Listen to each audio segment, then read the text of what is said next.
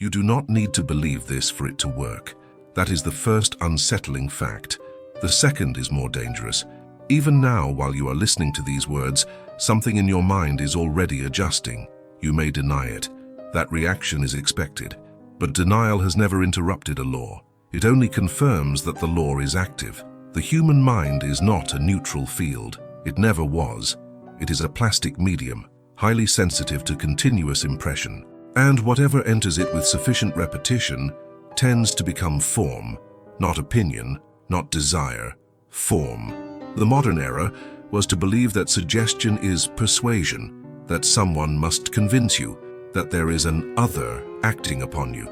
That belief is comforting and false. The deepest suggestion does not come from outside. It enters when the mind is relaxed, unguarded, and accepts something as obvious. What you call yourself is, to a great extent, a collection of suggestions accepted too early and repeated for too long. And here arises the first threat to identity. If this is true, then much of what you call your personality was not chosen. It was assumed. Observe this calmly. The ideas that govern your life most strongly are precisely the ones you question the least. They do not argue with you. They simply declare, this is how it is. This is who I am. This is how the world works. Notice the tone, not emotional, calm, certain, final. That tone is authority. William Walker Atkinson never described the mind as something that must be forced. He described it as something that obeys. But obeys what? Not truth, not logic, not morality. It obeys suggestion repeated with quiet conviction. Here is the hidden mechanism. The conscious mind questions, the subconscious mind accepts, and the more familiar an idea becomes, the less resistance it encounters. This is why the deepest limitations do not feel painful. They feel natural. You do not suffer because of them, you live inside them. And this leads us to the second layer of the mystery. You were suggested to before you learned how to choose, before you developed defense, before you knew how to filter, and afterward you continued the process yourself. Autosuggestion is not speaking positive phrases. That is a caricature. Autosuggestion is what you repeat internally when you are not trying to change anything. The automatic comment, the silent conclusion, the unspoken expectation. This shapes destiny with mechanical precision, not because it is mystical, but because it is mental law. And here is the point most cannot face. The mind does not ask whether a suggestion is good or bad. It only asks, is this being repeated? Is this delivered with certainty? Is this familiar? If the answer is yes, it obeys. You do not live according to your dreams. You live according to your silent assumptions. And almost no one knows what theirs are. In the next section, I will show you when the mind becomes most vulnerable to suggestion and why you are likely programming yourself against your own interests every single day without realizing it. Pause here for a moment. If something in you felt unsettled, it is not fear, it is recognition. And that means the process has already begun. The mind does not open under pressure. That is the mistake. Force creates resistance. Effort tightens the guard. The gate opens in moments that feel harmless. Fatigue, routine, emotional neutrality, repetition without interest. These are the true doors. When attention drifts, the sentinel steps aside, and suggestion enters without announcing itself. This is why most people misunderstand influence. They imagine manipulation as intensity, as emotion, as drama. But the deepest influence is quiet. It sounds like common sense. It feels like just how things are. That is when the mind is most defenseless. Here is the structural reversal. You believe strong emotions shape you. They do not. Strong emotions exhaust you. What shapes you is what repeats when you feel nothing in particular. The casual inner remark, the background assumption, the sentence you never finish out loud. That always happens to me. I lose interest quickly. People like me don't get that far. These are not thoughts. They are instructions. And they are most effective because you do not argue with them. Why would you argue with something that feels obvious? Now the mechanism deepens. The subconscious does not respond to meaning. It responds to frequency and certainty. What is repeated calmly is accepted automatically. What is repeated emotionally is questioned. This is why affirmations fail for most people. They are too loud, too forced, too desperate. Desperation signals doubt, and doubt cancels authority. The suggestions that actually shape your life never sound like motivation. They sound like conclusions, final, settled, non-negotiable. And here is the consequence few anticipate. Your perception is not neutral. Once an assumption installs, it filters reality. You begin to notice evidence that confirms it and overlook what contradicts it. Not intentionally, automatically. This is how suggestion creates proof. Reality appears to cooperate because perception has already been instructed. Two people can stand in the same situation and see entirely different futures, not because the future changed, but because the filter did. This is why people say, "I tried, and it didn't work." What they mean is, my behavior never escaped my assumed identity. They did not act from possibility. They acted from permission, and permission is always internal. Now observe the danger. As long as you believe suggestion is something done to you, you will never notice how often you do it to yourself. Every repeated assumption is a vote. Every casual conclusion is a command. Every unexamined inner statement is a quiet order issued to the mind, and the mind obeys, not immediately, but inevitably. This brings us to the question forming beneath the surface. If the mind accepts certainty without question, if repetition installs identity, if perception follows assumption, then whose voice has been speaking inside you all along? And what happens the moment that voice loses authority? In the next part, you will see why effort has always failed you, and why the mind only changes when authority changes hands. The voice in your mind does not suggest, it states. That is why it is obeyed. It does not say, maybe. It does not say, what if. It says this is how it is. And because it sounds familiar, it is mistaken for truth. Most people assume this voice is theirs. That assumption is rarely examined. But familiarity is not authorship. The voice that defines your limits did not originate as reflection. It originated as authority. Authority absorbed early, repeated often, never challenged. Before logic matured, before discernment formed, before identity stabilized, certainty entered, and certainty became the template. Here is the structure few are willing to see. The subconscious does not care where a command comes from. Once internalized, source disappears. Only instruction remains. This is why a thought can feel deeply personal and still not be self-created. It feels intimate because it has been repeated. It feels true because it has never been interrupted. And now the contradiction sharpens. You are not primarily driven by desire.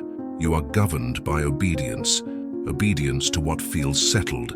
This is why wanting more rarely changes anything. Desire argues with identity. Identity wins. The mind will tolerate contradiction, but it will not tolerate instability. If a new idea threatens the existing self-image, the mind rejects it automatically. Not because it is false, but because it is disruptive.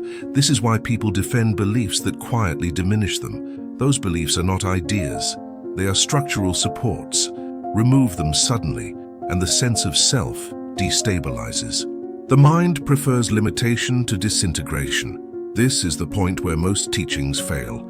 They try to add new thoughts on top of an unchanged authority structure.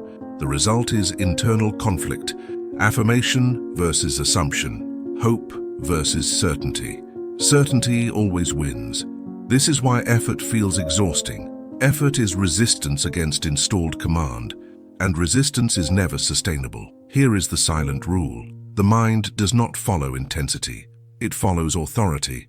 Whoever speaks with the most certainty writes the instructions, not the loudest voice, not the emotional one, the calm one, the one that sounds final. This is why the voice that shaped you never begged.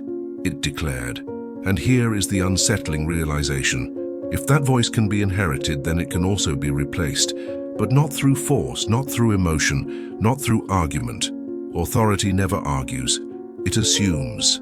In the next section, you will see why timing matters more than wording, why the mind changes only when resistance is absent, and why most people accidentally reinforce the old voice every single day without realizing it.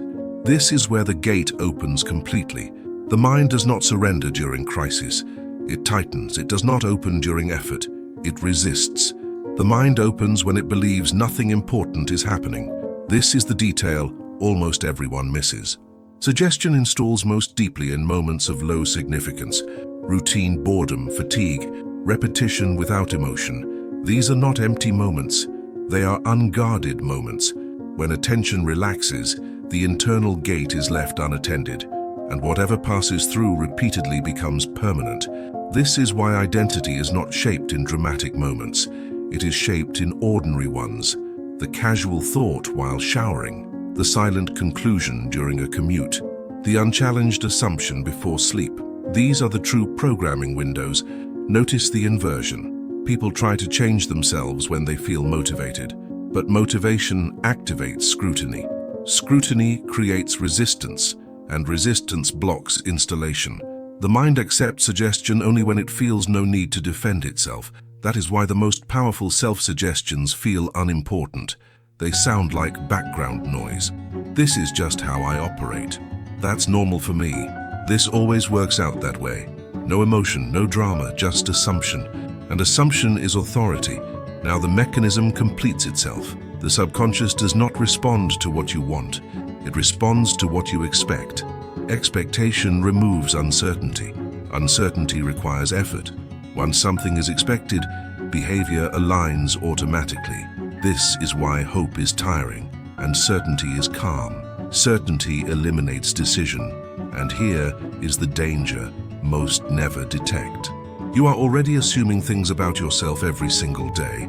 You assume what you are capable of. You assume how others will respond. You assume how situations will end. And the mind treats assumptions as instructions, not suggestions, orders. This is why change feels slow. You try to move forward while silently assuming you won't. You introduce new ideas while repeating old conclusions, and repetition always wins. Now the final tension sharpens.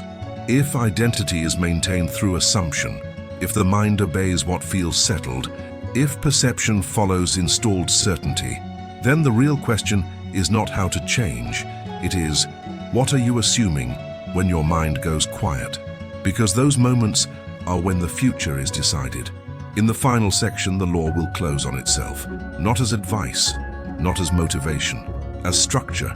And once structure is seen, it cannot be unseen. There is no moment when this law turns on. It does not begin when you discover it. It does not require belief. It does not wait for permission. It has been operating continuously. Suggestion is not a tool you apply. It is the principle through which the mind organizes itself. You are not influenced by what you desire. You are directed by what you assume. This is the final closure. The subconscious does not negotiate. It does not analyze. It does not argue. It executes. Whatever identity is quietly assumed becomes the reference point for perception, behavior, and outcome. Not because it is true, but because it is unchallenged. This is why people repeat the same patterns while believing they are making new choices. The choice was already made at the level of assumption, long before action, long before effort, long before awareness. Now the circle completes.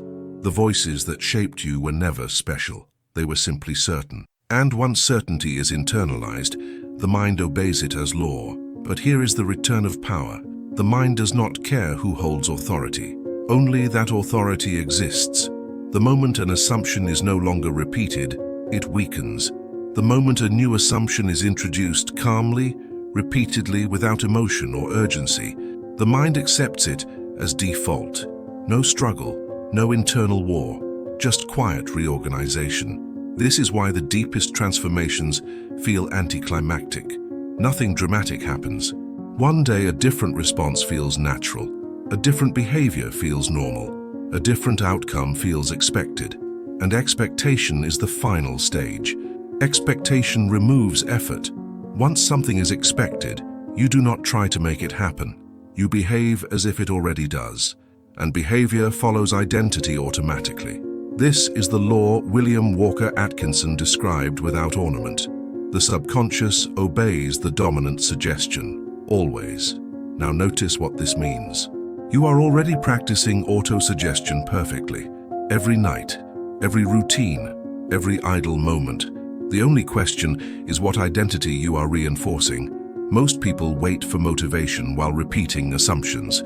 They seek emotion while installing certainty against themselves. They fight symptoms while feeding structure. You will not. Because once a law is seen, it no longer operates blindly. From this point forward, there is only one discipline required. Guard what you assume. Not what you hope, not what you say out loud, what you quietly expect. Because the mind will obey that with mechanical loyalty.